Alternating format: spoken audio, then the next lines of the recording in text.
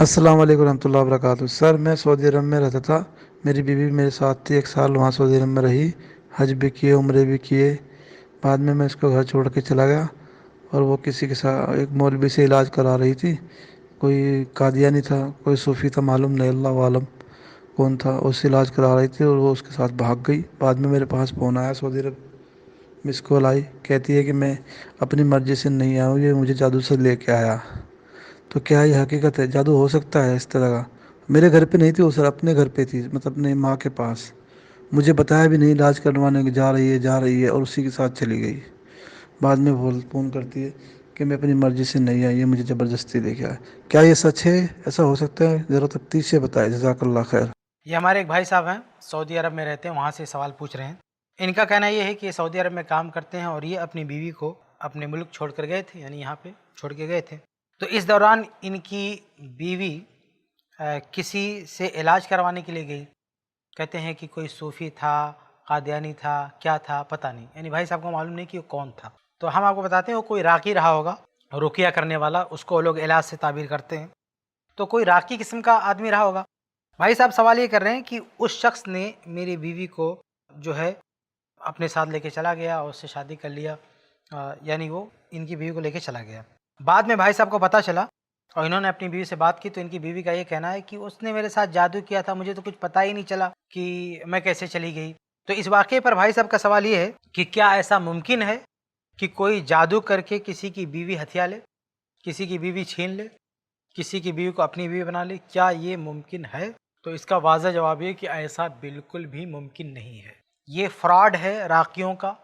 یہ جس راقی نے بھی یہ کام کیا ہے، انتہائی غلط کام کیا ہے۔ جس علاقے میں وہ شخص رہتا ہے، اس علاقے کے لوگوں کو اسے پکڑنا چاہیے اور اس کی اچھی خاصی مرمت کرنا چاہیے۔ اس پر جو بھی کیسز بن سکتے ہیں وہ اس پہ عائد کرنا چاہیے اور اس کو سبق سکھانا چاہیے کہ ایک کسی کی بیوی پر ہاتھ ڈال رہا ہے، اس کی عزت تاتار کر رہا ہے اور اس چیز کو یہ بہانہ بھی بنا رہا ہے۔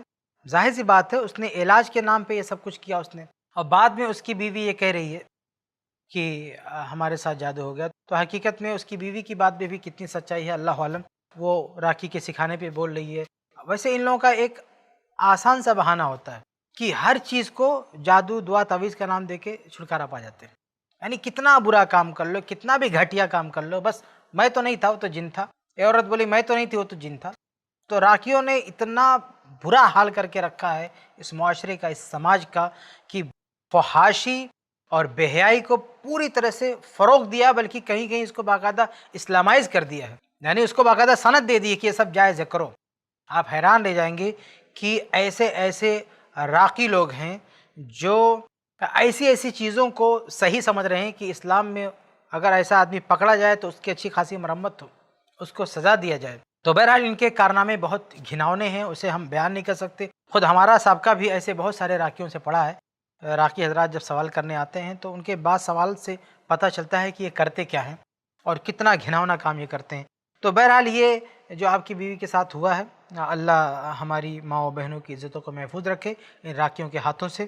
اس میں کوئی شک نہیں ہے کہ ان لوگوں نے فحاشی کا، بے حیائی کا اور بدکاری کا ایک جال بچھا کے رکھا ہے، اور بہت کم لوگ، یعنی راکیوں میں اکثریت جو ہے شہوت پرست واقع ہوئی ہے، اس میں بہت کم لوگ ہیں جن کی نیت ہم کہہ سکتے ہیں صحیح ہو اور جو کسی اچھے جذبے سے کام کرنا چاہتے ہیں، ورنہ اکثریت پیسے کے چکر میں اور بدکاری کے چکر میں پڑی ہوئی ہے۔ اللہ تعالیٰ ایسے لوگوں سے اس امت کو محفوظ رکھے۔ تو جو کچھ آپ نے بتایا ہے یہ بہت ہی دردناک ہے کہ آپ ایک تو محنت اور مشقت کے لیے دوسری جگہ گئے ہیں، اپنا ملک چھوڑ کر سعودی عرب گئے ہیں، ظاہر ہے چند پیسوں کے لیے گئے ہیں تاکہ آپ کی بیوی کا، اپنے بچوں کا پیٹ پال سکیں، یعنی ان کے رزق کے لیے، ان کی رہائش کے لیے، ان کے انتظام کے لیے آپ نے اپنا وطن چھوڑا، اور بدلے میں آپ کے ساتھ کیا ہوا، آپ کی فیملی کے ساتھ کیا ہوا؟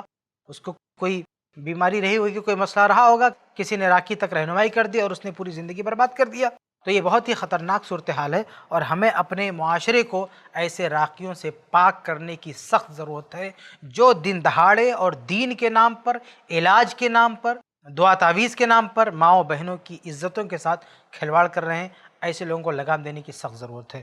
بہرحال آپ نے جو اصل بات پوچھی ہے، میں بہت ہی واضح طور پر کہہ دوں کہ ایسا بالکل ممکن نہیں ہے کہ ایک شادی شدہ جوڑے میں سے کسی عورت کو، کسی لڑکی کو कोई अपना ले, हथिया ले और शादी कर ले, बाद में कहे कि मैंने कुछ नहीं किया, ये सब कुछ जिन ने किया है, तो इसकी कोई हकीकत नहीं है। ये बदकार लोगों की एक चाल है, आप यकीन रखें, इसकी कोई हकीकत नहीं है। बहुत ज़्यादा बात कही जा सकती है तो ये कि कोई शैतान वसवसे डाल दे, मियाँ बीवी के दिमाग में वसवसे डाल दे, उनके दिलों में वसवसे डाल दे और वो दोनों आपस में लड़ पड़ें, झगड़ पड़ें, फिर शौहर तलाक दे दे या बीवी खुला ले ले, इस तरह की बात हो तो कह सकते हैं कि चलो किसी शैतान की चाल है, उसने उनको वरगला दिया, बहका दिया, दिल में वसवसे डाल दिए। लेकिन ये कि किसी बीवी को कोई पकड़ के लेके चला जाए और कोई और शादी कर ले और कह दे ये सब जिन्नात ने कराया या जादू ने कराया, तो ये बात कतई नहीं मानी जा सकती है। और इस जैसी चीज़ों को बहाना बनाकर पेश करने वालों से होशियार रहना चाहिए, उनकी बातों पर बिल्कुल यकीन नहीं रखना चाहिए। तो खुलासा ये है कि आपको जो बातें बताई जा रही हैं उसके पीछे कोई सच्चाई नहीं है। उम्मीद है कि बात आपके लिए वाज़ेह होगी। ऐसे ही और वीडियोस बनाने में हमारी मदद करें। iPlus TV को जरूर डोनेट करें।